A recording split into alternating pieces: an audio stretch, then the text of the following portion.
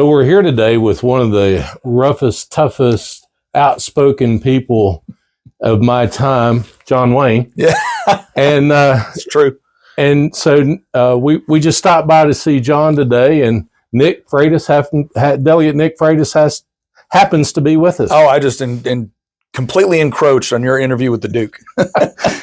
What can you tell us about the Duke and how he watches over you while you're here? So this is actually a gift to me from the freshman delegates last year, and the reason why is we were all sitting around getting to know one another, and I was doing what cops and veterans do, right? We tell war stories, and when I went over to Iraq on my second tour, when we weren't conducting operations and whatnot, I had to work with the conventional brigade that owned the battle space we were at. So I'm going over there as a sergeant first class, and I'm having to deal with colonels and majors and everything else. And I was just tired of being outranked all the time. So I brought a life-size cardboard cutout of John Wayne from the Green Berets. And I walk into the brigade briefing one day, and I just prop that up, and I sit right there, and the colonel looks at me, he's like, "Sergeant Freitas, what are you doing?" I'm like, "Oh, I just got a little bit tired of being outranked by all of you at these briefings, so I brought the Duke here. If you have any questions of me, feel free to refer them to the colonel." That's exactly right. Yeah. Well, I appreciate you sitting down with us today. And in my sister's mind, you're the most famous person in social media. And so this is raising my status today, being here with you. Well, good. Thank you. I don't know how low one's status has to be raised by being next to me, but. Well, we appreciate your time. Thank you. My pleasure. See you, buddy. Delegate Freitas, thank you so much for having us here today, spending a few minutes to chat with us. We had a conversation just the other day, and you were mentioning how challenging the session's been for you. Yeah. I think that, from our perspective at the association, it's been particularly challenging as well. Mm-hmm. And for you particularly, you pointed out this one issue that you had. Apparently, you had 8 bills that weren't even heard during the session. Yeah. It's been an interesting experience talking to anybody that's worked in the General Assembly for a while. When I say, yeah, we had a record number of bills not heard, and by not heard, I mean they were presented to the speaker or they're presented to the clerk. Speaker sent them out to the respective committees, and then the committees just didn't hear them. We didn't get a hearing at all. Witnesses didn't get to come and testify. The patrons didn't get to nothing. And when I talk to people that are working this building for sometimes a couple decades, I'll be like, record number of bills not heard. How many do you think it was? And they usually say like 20. Like no, try over 100. Like that just doesn't happen. I submitted 13 bills, 8 of them never got a hearing, mm-hmm. and that is definitely unusual and hopefully not a precedent that's being set. Yeah, I certainly hope so as well. And of that, I mean, that was certainly the exception in your years here at the General Assembly. Oh yeah. No, I've been here 10 years.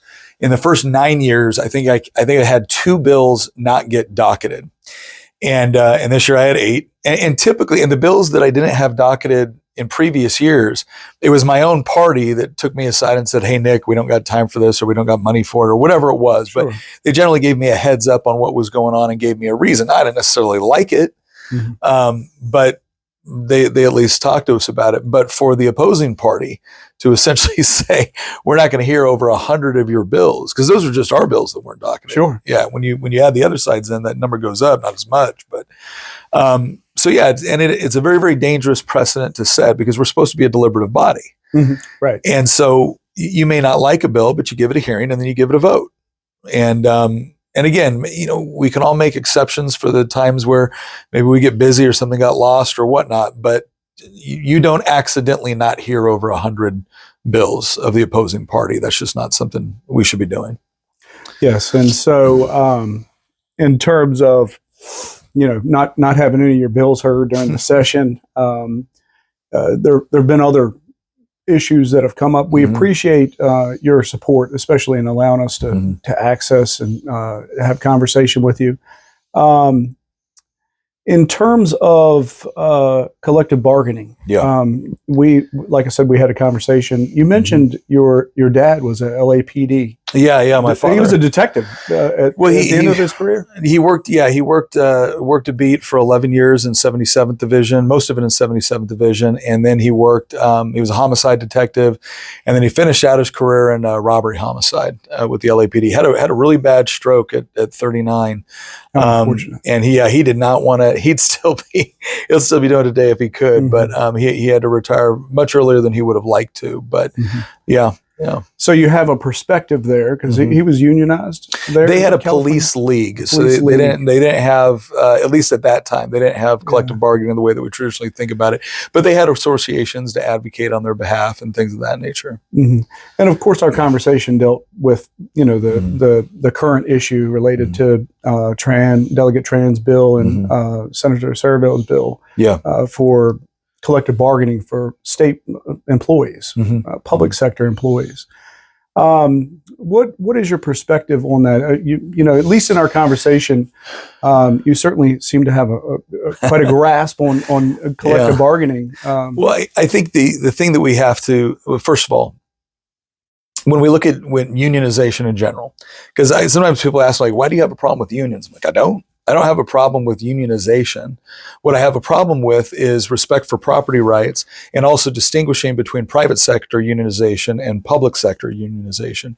So I think all of us want to make sure that law enforcement, fire, et cetera, that they have associations and organizations that are able to come and lobby on their behalf and talk about their interests and their concerns.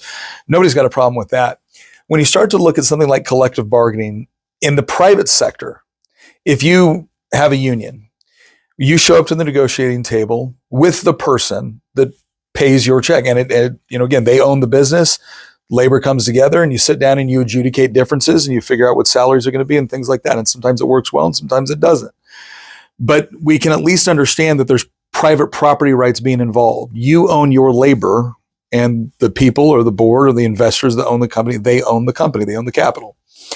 When you start looking at public sector, government sector unions, you're not negotiating with the people that actually cut the checks. You're not negotiating with the people who actually make the money available.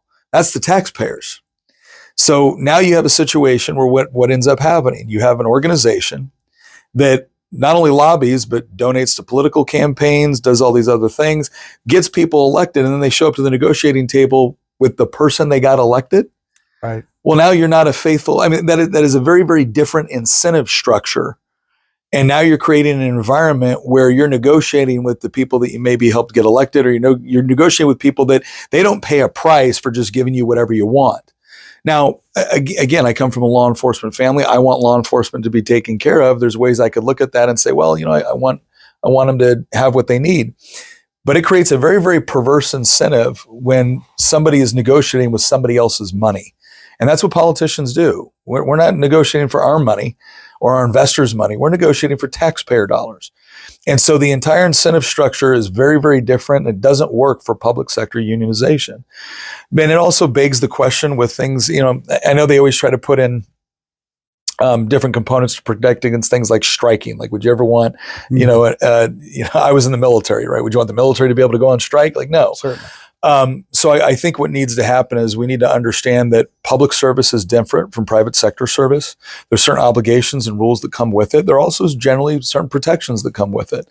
But I don't think collective bargaining is the right course of action. It's not something I can support because of that incentive structure that exists, which I believe is perverse. When we had our conversation later on, I was talking with Senator Bill Carrico about our conversation, and I said, Delegate Freitas hit the nail on the head in terms of the issue, and that is the core issue. And for many decades, of course, public sector collective bargaining was something that was outside of the scope of unionization. Not only were the unions against it, but politicians. For example, FDR was quoted as saying that those two things are incompatible. You can't have unionization. And that, when I say you hit it on the head, it's that issue. It's that inherent conflict of interest, wherein the negotiating parties in collective bargaining, they have a secondary interest. And unfortunately, they're negotiating something that neither have a primary interest in, and that's the taxpayers' dollars. Well, I think the other thing too to keep in mind, one of the things that frustrated with my father with the league that they had is the league would come out and endorse certain candidates. And my father would be like, wait a second, why are we endorsing these particular candidates? Well, they gave us a little bit better deal when it comes to pay and salary. My dad would be like, well, I can live on my pay and salary if my taxes don't go up. Or, it doesn't make my job easier to let people out of prison early. Mm-hmm. And so the problem becomes too, is when you start to get in that negotiation, if it's only focused on one element of a much bigger issue, because if it's just about paying salary or just about benefits, okay, well, what about public safety? What about equipment? What about training? What about taking care of you when something bad happens, right? Like there's all kinds of things like that might not get factored in. And then again, you get certain people within an organization, and now they have interests that might not perfectly align up with all of the troopers. Sure. And so I think, again, having an association to come and to be able to advocate for and inform legislators on the concerns that are happening within law enforcement organizations, perfectly appropriate. But there does need to be a clear line drawn between that public sector component. Yeah, and that's an excellent point in terms of those other factors. Mm-hmm. And of course, both of the bills, Delegate Trans and Senator Cerville's bills, provide a whole scope of additional factors that can be bargained in terms of the police service. From the association's perspective, a real additional point of contention would be the state police in particular. We have this obligation to investigate all manner of crimes, including, government corruption. And so we find that there could be an additional complicating factor whereby you've got a police force that's part of a union, right? Investigating other union members. And we know that there are serious consequences in terms of how the union negotiates those kind of things. Of course, the episode in Minnesota in 2020 would be a great example of that, where in years prior, even to the George Floyd incident, Derek Chauvin was involved in incidents that should have been subject to a prosecution, but it wasn't, and it was because of union interference. I think there's a tendency for the organization itself to become politicized in ways that is not conducive to what we consider public service. Right. And there also tends to be, and we've seen this with another public sector unions. There's different stories with respect to teachers, where New York City has a very elaborate teachers union, where now you have teachers that have gotten in a lot of trouble for doing things that are borderline criminal, and they can't be fired because they got to go through a 2-year process. Well, again, if you're the teacher that doesn't want to get instantly kicked out the door because of a minor mistake, I can understand that concern. Sure. But for every teacher or for every public sector worker that is taking up funds, salary, legal funds, and all of that, when really they should be kicked out, that comes from somewhere. And so that's not good to the good order of a particular organization. I know my father, for my dad, working in a very dangerous area of Los Angeles, there's something of a moral ranking system in his mind of, criminal activity. And he could always distinguish between, the kid that made a dumb decision and just needed to be straightened up and but didn't need to go to jail or whatnot. And then you had people that were out there really hurting people. And then as a homicide detective, he worked some of the worst cases that you can possibly imagine. My dad would put up into that category of the worst corrupt cops. Yeah. And he didn't want a single dime of his money or his time or resources from that department being used to protect people that had no business wearing the badge. Because for him, this was about embracing that concept of the public trust. I am entrusted to go out and to use aggressive force and coercion in order to protect people and in order to enforce the law. And that's a sacred trust. And again, officers deserve due process just like anybody else, but there's been a bad history with certain unions on protecting people way beyond due process. simply in order to set a precedent. And that's not the sort of thing that we want in law enforcement. We can't afford it in law enforcement for an additional reason.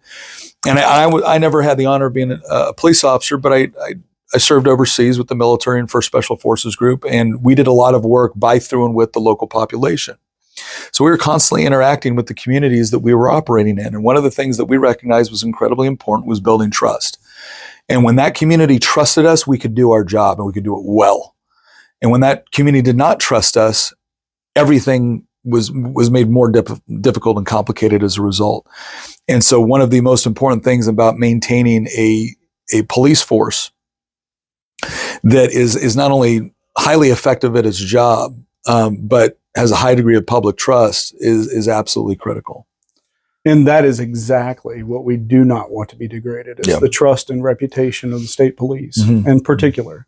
And you know, this is decades in the making. And I look back in my time as a young trooper, and I know I could recognize that trust and respect that was built over time. And we don't want that to be degraded, obviously, like it has been in some other jurisdictions. Yeah, no. The state police in Virginia have an incredible reputation. I mean, don't get me wrong. When I'm speeding, I don't like to see you guys, but no. But in all seriousness, that's the other thing too that people need to understand about organizations like state police, state troopers in Virginia, is it isn't just highway. You guys cover down on a number of work, and a state trooper throughout the course of their career could be working in multiple locations all across the Commonwealth. You know, I remember again talking to my father, and just working in a jurisdiction like Los Angeles could be very, very different from one division to the next. But you talk about, you know, working in Southwest and then working up in Nova and working down in the Beach. Completely different worlds. Completely different worlds, but there's a certain degree of professionalism that is not only expected, but there's a certain degree of professionalism that is truly admired, that whenever a state trooper uniform shows up on scene, you're going to get professional, you're going to get competent, and everything we can do to possibly maintain that. Now, I will say this on the other side. For those of us that see the problem with collective bargaining being applied to this particular sector, that doesn't mean we can shy away from our duties and responsibilities to ensure that state troopers are being given the best equipment, the best training, and pay and benefits, commensurate with the actual sacrifice that they make and their families make. And I think one of the most important things that we need to do in the General Assembly is make sure that we are dealing with those issues, but that's our responsibility as legislators. And so I do hope we do a better job of that in the future. But a big part of that, too, also comes from recognizing that while the General Assembly, we're about to go through a budget battle right now, and we're going to fight about all the different ways money is going to be spent. Yeah. And one of the things that's frustrating for someone like me is we can argue all day long about what government shouldn't be doing or what it should be doing. But nobody really debates the fact that law enforcement is a core and legitimate function of government. And so as we start to look at the things that we're prioritizing with our budget, I think we need to take a hard look on why does government exist in the first place? And I can tell you right now, I don't think it's to give hundreds of millions of dollars for an art museum at a particular university that shall remain unnamed. Certainly. But I do think it is to make sure that we're taking care of the people that are actually going out and responsible for enforcing the law. And we appreciate those priorities and your advocacy to keep the pay and the benefits and the equipment and all the things that you mentioned top of mind in terms of what is necessary for government to operate properly. So really appreciate our time together here discussing these matters, and of course your support of the issues that are faced here during this current General Assembly. Thank you so much. No, my pleasure. My pleasure. Thank you guys. Take care.